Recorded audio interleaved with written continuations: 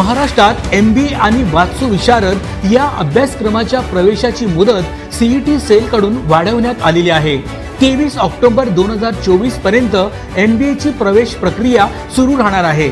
अखिल भारतीय तंत्र शिक्षण परिषदेने तंत्र शिक्षणाअंतर्गत येणाऱ्या विविध अभ्यासक्रमांच्या प्रवेशासाठी 1 महिन्याची मुदत वाढवली आहे।